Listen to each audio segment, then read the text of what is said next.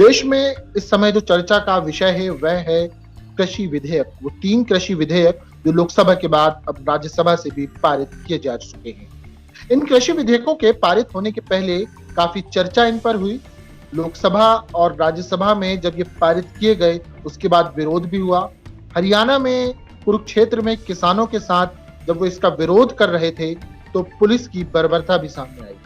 कृषि विधेयक क्या है ये, क्यों इतने महत्वपूर्ण है, क्यों इनमें किए गए बदलावों का किसान विरोध कर रहे हैं, इस पर आज हम चर्चा करेंगे। और इस चर्चा पर हमारा साथ देंगे आवेश तिवारी जी, जो कि स्वराज एक्सप्रेस के छत्तीसगढ़ प्रमुख हैं, वरिष्ठ पत्रकार हैं।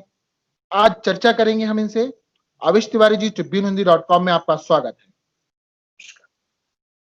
सर, पहली चीज कि जिस तरह से आज तीनों विधेयक राज्यसभा में पास किए गए, क्या कहते हैं आप इस पूरे जो माहौल हमने देखा? आपने अभी जो आप अपनी बात कह रहे थे, तो आप कह रहे थे कि लोकसभा और राज्यसभा में भारी चर्चा के बाद ये विधेयक पारित हुए। आपको बताओ, चर्चा तो हुई ही नहीं। चर्चा कहाँ हुई? न तो संसद में चर्चा हुई। था कि ये चर्चा में है, मतलब बाहर में लोकसभा और राज्यसभा की बात नहीं कर रहा।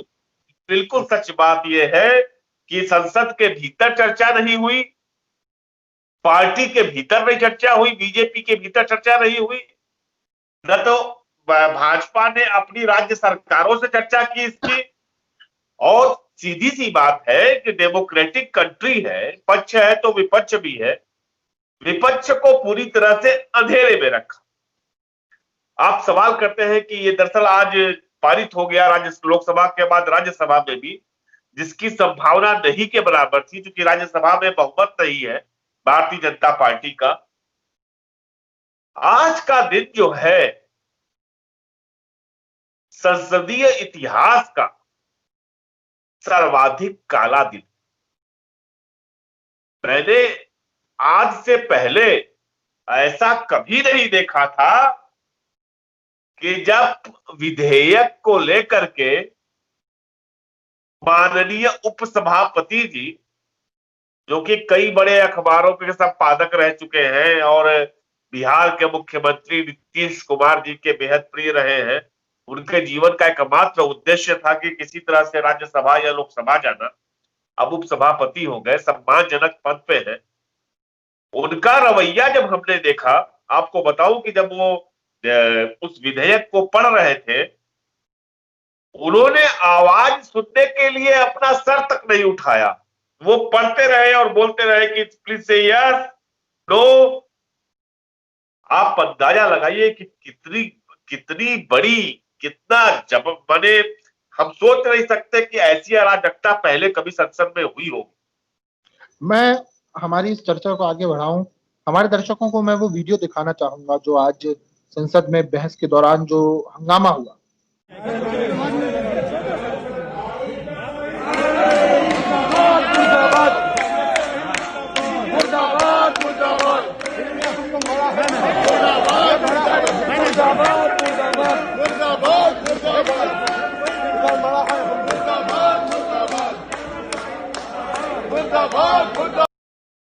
हमारे दर्शकों ने इस वीडियो को देखा और अब मैं चाहूंगा कि आप इस चर्चा को आगे करें और बताएं कि आखिर क्या वजह थी जो इतनी जल्दबाजी में भारतीय जनता पार्टी की ये सरकार या नरेंद्र मोदी की ये सरकार इस बिल को, इन तीनों बिलों को पास करा रही है, वो भी कोरोना काल में। देखिए जकारिया जी, ये बात बिल्कुल स्पष्ट है और साफ है कि कोरोना के मुद्दे पर एक महामारी, जिसमें देश में आज 53-54 लाख लोग अब तक पॉजिटिव हो चुके हैं और मौत का आंकड़ा 1 लाख के आसपास पहुंच गया है।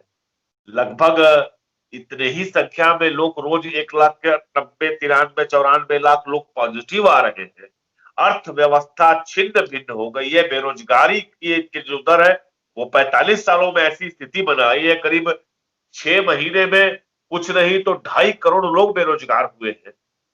सरकार के पास, जब जान रही है सरकार की जनता आक्रोशित है, सामने चुनाव है बिहार बंगाल में, तो वो तमाम तरीकों से कोशिश करके जनता का ध्यान भटकाने की कोशिश कर रही है एक चीज, और दूसरी बात, इस तरह के उपायों से जो ये कर रही है, जो सरकार ने कृषि विधेयक को लाके किया, मुझे लगता है कि बीजेपी देश के किसानों बेरोजगारों की जो नब्ज है उसको पकड़ने में नाकामयाब रही।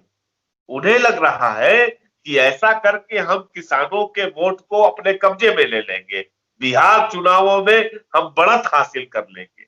लेकिन सच्चाई ये है कि इससे बहुत बड़ा नुकसान होने जा रहा है भारतीय जनता पार्टी का, ऐसा नुकसान जिसकी उन्होंने कल्पना नहीं की हो।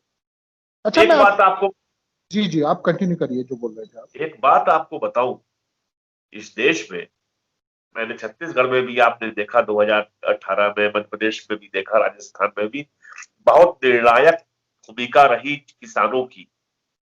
इस देश में दो ही वोट निर्णायक है, किसान के या फिर युवाओं के। अब युवा बेरोजगार है, किसान जो है उसको उसको सड़क पे ला खड़ा किया इस विधेयक। बस मैं अब आपको यहाँ से थोड़ा सा रोकूंगा और मैं अपने इस सवालों की कड़ी को आगे बढ़ाऊंगा। मेरा जो अगला सवाल है कि किसान बहुत महत्वपूर्ण है, युवा बहुत महत्वपूर्ण है, और युवा किसान भी, बहुत से युवा किसान भी। तो किसानों को लेकर जो भी चर्चा हो या किसानों से संबंधित जो भी कानून हो, जब वो लाया जाता है तो हमें और आपको उस पर गहन चर्चा करनी चाहिए। इसी को आगे कर बढ़ाते हुए अब हम जानना चाहेंगे या हमारे दर्शक जानना चाहेंगे कि वो कौन से कानून है, जैसे कि एपीएमसी एक्ट, मंडी कानून, उसे बदला जी, गया, या और भी जो दूसरे कानून है उन्हें जो बदला गया है, इनसे जो नुकसान होने जा रहा है किसानों को, जिस वजह से किसान विरोध कर रहे हैं, मैं चाहूंगा कि आप हमारे दर्शकों को बताएं। ये देखिए, एक मैं बहुत अच्छी बात से सवाल जो करिया जी जरूरी है।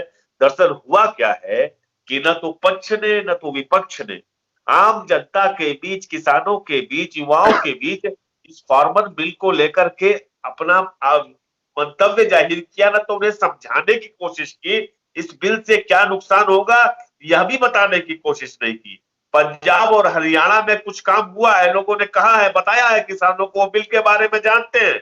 लेकिन उत्तर प्रदेश, मध्य प्रदेश, छत्तीसगढ़ के किसान इससे बेहद अनजान है कि कौन सा काला काला कानून सरकार ले आई है केंद्र में। आपको बताऊं, ये जो 3 विधेयक है, इनमें जो सबसे पहला विधेयक जिसकी बात हो रही है वो है जो खाद्य सुरक्षा अधिनियम हमारे पास था 1955 का, उसमें संशोधन की बात है। अब उसमें संशोधन का मतलब ये है कि जो भी दलहन, तिलहन और तमाम तरह की उपजें हैं जो खाद्य सुरक्षा कानून में आती है, अब उनको खाद्य सुरक्षा कानून से बाहर कर दिया गया। मतलब वो कि कोई भी उनकी जमाखोरी कर सकता है। मतलब जमाखोरी को बढ़ावा दिया गया है। बिल्कुल, जमाखोरी को बढ़ावा देने का कानून एक। दूसरा कानून जो इनका है उसका नाम है कृषि उत्पादन व्यापार और वाणिज्य संवर्धन और सुविधा विधेयक 2020। अब ये कहते हैं कि कृषि उत्पादों को मंडी समितियों के बाहर, आपको पता हो कि देश भर में जो लाखों की संख्या में मंडी समितियां हैं, अलग हर जिले में अलग अलग बनी हुई है, हजारों की संख्या में। अब तक होता ये आया था, किसान अपनी उपज को ले जाता था मंडी में, वहां पर जो एमएसपी निर्धारित होती थी उस हिसाब से बेचता था और अपना पैसा लेके चला आता। इस मंडियां होने के बावजूद भी कई किसान ऐसे, भाई किसान को क्या, जब पैसे की जरूरत होगी तब अनाज लेकर जाएगा, बेच देगा। छत्तीसगढ़ में धान का दाम 2500 रुपया है, सरकार ने निर्धारित किया। लेकिन आप जाएंगे, ऐसे किसान भी मिलेंगे जिनको पैसे की जरूरत है, वो जाकर 900 रुपया में बेचा कुंतल। ठीक है, व्यापारी को। हाँ, व्यापारी को। अब केंद्र सरकार ने ये बना दिया कि आप अब मंडी समितियां खत्म, आप खुले व्यापार में जाकर बेचिए। आप किसी व्यापारी को, किसी भी फर्म को, किसी भी जो एग्रो फर्म हो उसको ले जाकर के अपना माल आप बेच सकते हैं। दूसरी बात, एक राज्य से दूसरे राज्य में भेजने की भी छूट दे दी। आप समझिए इस बात का मतलब, गिने चुने कुछ बहुत संपन्न किसान होते हैं जो एक राज्य से दूसरे राज्य में जाकर अपनी फसल बेचते हैं। किसान एक जिले से दूसरे जिले में नहीं जा पाता।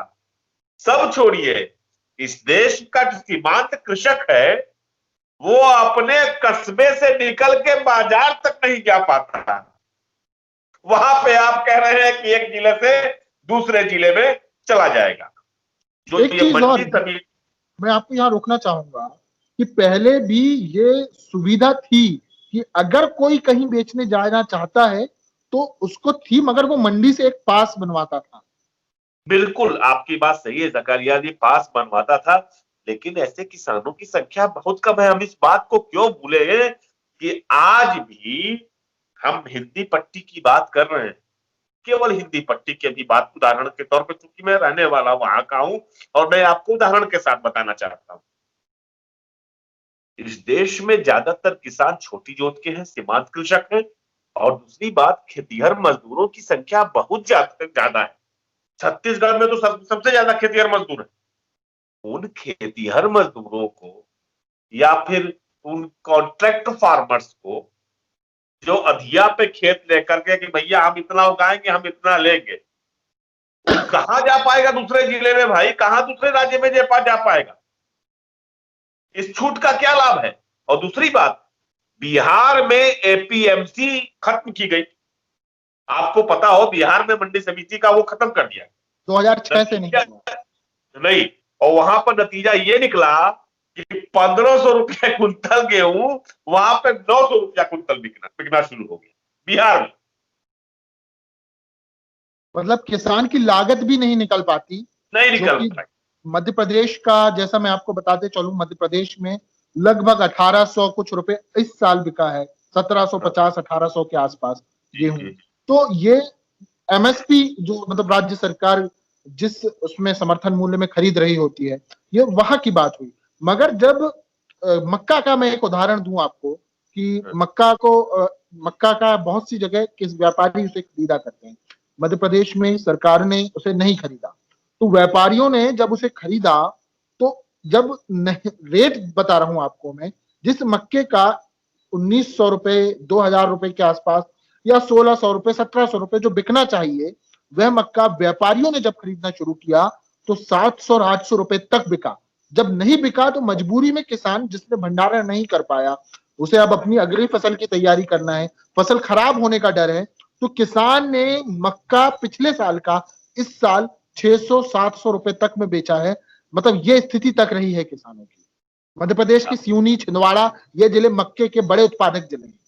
जकारिया जी, सरकार की नीयत का अंदाजा इस बात से लगाया जा सकता है कि जब छत्तीसगढ़ में भूपेश बघेल सरकार ने कहा कि हम किसानों को 2500 रुपए का समर्थन मूल्य देंगे धान का, केंद्र सरकार ने कह दिया कि हम आपसे धान नहीं लेंगे। आप सोचिए, जब 2500 रुपए समर्थन मूल्य कहा गया, किसान ने जमकर धान उपजाया, रिकॉर्ड खेती हुई, रिकॉर्ड उत्पादन हुआ, केंद्र सरकार ने हाथ खींच लिया, कहा कि हम नहीं लेंगे, हम नहीं लेंगे। ये इनकी नीयत है। जब आप जो न्यूनतम समर्थन मूल्य है जो राज्य सरकार निर्धारित की है, उसमें तो आप खरीद नहीं रहे हो। आप कैसे कह रहे हो कि हम उसको कायम रखेंगे? आप कैसे कह रहे हो कि किसानों के हित सुरक्षित रहेंगे? ट्वीट किया है कि एमएसपी बरकरार रहेगा, एमएसपी मिलेगा, बाकायदा उन्होंने ट्वीट किया है। जी देख ली, ये तो आज ट्वीट किया है, अभी जब पारित हो गया राज्यसभा से तब। लेकिन बताए ना, जो उस समय तो कानून भी नहीं था, एमएसपी था, तो उस वक्त क्यों इनकार कर दिया खरीदने से?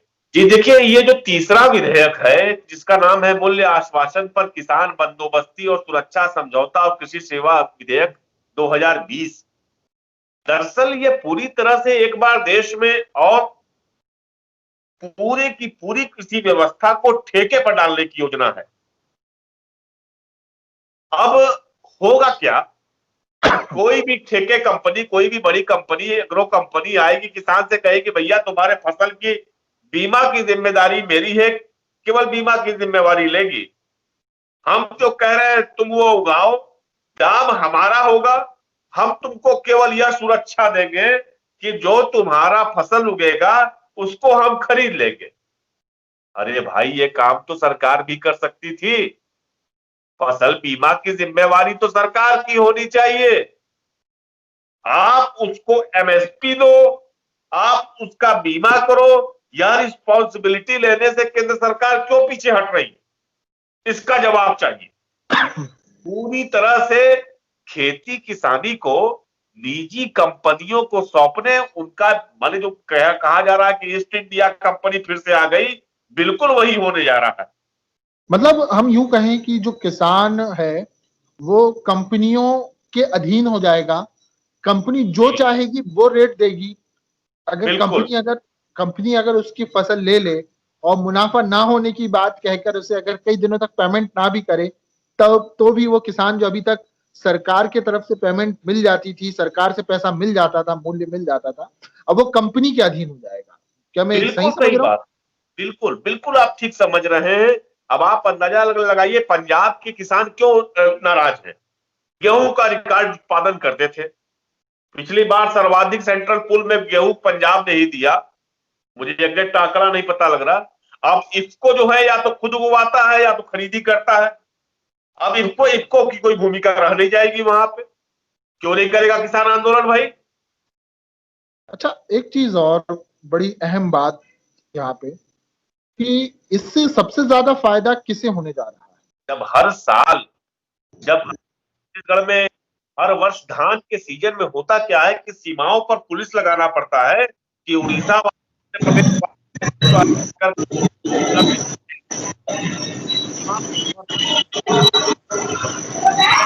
आवाज गायब है आपका। मेरी आवाज आ रही है? अब आया सही। हम ये कह रहे हैं कि हर साल धान खरीदी के सीजन में छत्तीसगढ़ की सीमाओं को सील करना पड़ता है कि कहीं उत्तर प्रदेश, मध्य प्रदेश, राजस्थान वाले, उत्तर प्रदेश, मध्य प्रदेश और उड़ीसा वाले आकर के यहाँ पर धान न बेच दे। वहां पर कम मिलता है एमएसपी, यहाँ पर 2500 रुपया कुंतल प्रति कुंतल है। अगर अब तो ये सब नहीं रह जाएगा। हाँ बिल्कुल। अब सबसे बड़ी बात है कि जब आप ये प्रतिस्पर्धा कहाँ रह गई। अब तो सीधी सी बात है कि आप कहीं पर भी ले जाकर कुछ भी बेचो, जो निजी कंपनी चाहेगी, प्राइवेट कंपनी चाहेगी, वो खरीदेगी। अब तो सबसे ये केंद्र सरकार ये चाहती है, दरअसल आपको बताऊं कि जो खेतीहर किसानों का मुद्दा हमेशा एक बड़ा मुद्दा रहा है चुनावों में, और वो जानती है सरकार, केंद्र सरकार अच्छी तरह से जानती है, बीजेपी जानती है कि अगर उसके लिए कोई खतरा है तो देश के किसान है, देश के बेरोजगार है। क्या देश को एक और चौधरी चरण सिंह की जरूरत है? बिल्कुल निसंदेह जकारिया जी, देश को एक और चौधरी चरण सिंह की जरूरत है। और किसानों का ये मुद्दा आप देखते रहिए, ये देश का एक बड़ा मुद्दा बनने जा रहा है। तो बीजेपी को जिस तरह से नोटबंदी का अंदाजा नहीं था, उसके बाद क्या परिणाम होंगे, जीएसटी पर अंदाजा नहीं था, उसके बाद क्या परिणाम होंगे, अब यह विधेयक है, इसके क्या परिणाम होंगे बीजेपी के लिए बड़ा बचा था जो जीडीपी में फायदा पहुंचा रहा था, अब वो सेक्टर भी बर्बादी के कगार पर आ खड़ा। बिल्कुल बिल्कुल बिल्कुल बिल्कुल। अच्छा, एक चीज मैं यहाँ पे अपनी बात को खत्म करने से पहले जो मुझे लग रहा है, जैसा मैं समझ रहा हूँ इस चीज पूरे जो घटनाक्रम के बाद, कि किसान से जब व्यापारी खरीदने आएगा तो व्यापारी तो अपना फायदा देख के खरीदेगा ना, वो उसको क्यों एमएसपी देगा? भाई वही बात है ना, निजी कंपनी, अगर निजी व्यापारी है, अगर कोई व्यापारी है तो अपना फायदा देखेगा, निजी कंपनी अपना फायदा देखेगी, वो किसान का फायदा क्यों देखेगा? बड़ी सीधी सी बात है। वो तो एन केन पकानेर की किसान से कम दाम में खरीदेगा। मतलब यूं समझा जाए कि सरकार ने युवाओं के बाद अब किसानों से पंगा ले लिया है। और ले लिया, इस बार बड़ा पंगा ले लिया है। और ये जो स्थिति है, मुझे जैसा लग रहा है, अगर विपक्ष इसका प्रबल विरोध करता है तो इसका परिणाम विधानसभा चुनावों में देखने को मिलेगा। मुझे बहुत बहुत शुक्रिया आवेश जी हमसे बात करने के लिए। बड़ा अहम विषय है, बहुत ही सुलगता हुआ विषय है। देश में किसान बहुत ही किसान की नजरें संसद की तरफ टिकी थी कि शायद प्रधानमंत्री नरेंद्र मोदी की सरकार कुछ कदम पीछे हट जाए, कुछ सुधार उस पर कर ले, एमएसपी की गारंटी दे दे, जो एमएसपी के गारंटी के कानून था उसे ना बदले, जो एपीएमसी जो मंडी कानून था उसे ना बदले। सबकी नजर उस तरफ थी क्योंकि मंडी व्यवस्था एक ऐसी व्यवस्था है जिसकी वजह से आज भारत की कृषि व्यवस्था बची हुई है। और जिस तरह से आज यूरोपीय और अमेरिकी मॉडल को यहाँ लागू करने का, एक फेल मॉडल जो यूरोप और अमेरिका में बुरी तरह से फेल मॉडल है, उसे लागू करने की कोशिश की गई। आज पूरे देश का किसान अब इस पूरे मामले से, सरकार के इस फैसले से नाखुश नजर आ रहा है। देखते हैं क्या होता है आगे। हम इसी विषय पे एक और चर्चा आगे करेंगे। देखते हैं क्या होता है देश में, किसान किस तरफ, किस और रुख करता है, आंदोलन करता है या फिर सहज ही से स्वीकार कर लेता है। जय हिंद, जय भारत।